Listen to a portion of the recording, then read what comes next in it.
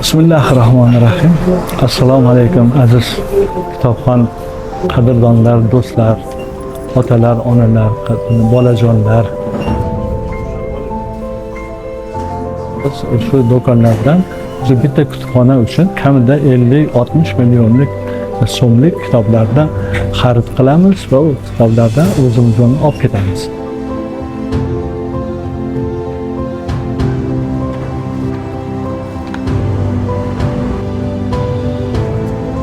Xudo xolasa 8-mayda o'sha Surxondaryoning eng chekka qishloqlaridan bo'lgan joyda bir qishloq kutubxonasi ochamiz.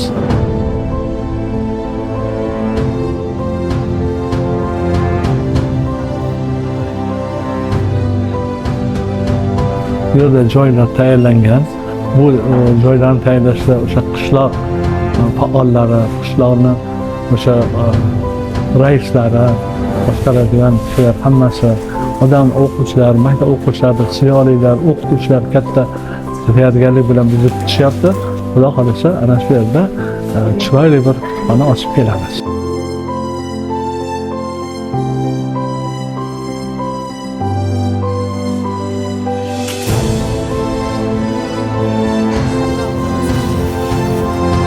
Har yili hisobot bo'ladi mana shu kutubxonalar bo'yicha kitob o'qish, mana shu ilmga bo'lgan u kishini o'sha peshqadam karvonda bir yilda ichida nimalar bo'ldi, nimalarga erishildi.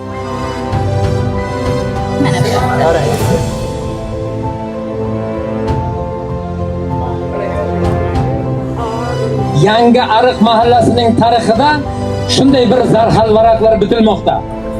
Eng ko'p kitobni o'qib tugatganga tuman hokimining nomidan bitta yaxshi syurpriz sovg'asi bo'ladi.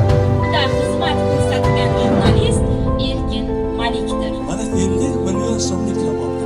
Hamma harakat yoshlar uchun. Hayot shu daryoda oqadi va bu daryo ilm bilan oqadi. Ilmsiz bo'lmaydi.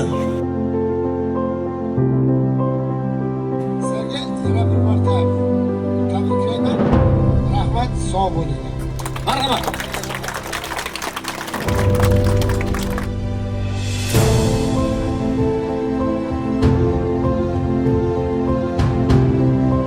Farzandlarimiz uchun, barcha tuman aholisi uchun mana shunday chiroyli kutubxona ochganligi uchun barcha tashabbuskorlarga o'zimizni minnatdorchiligimizni bildiramiz.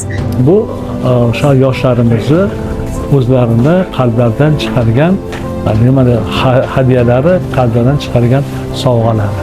Shuning uchun hammalarga yangi ochilgan 8-qishloq kutubxonasi muborak bo'lsin.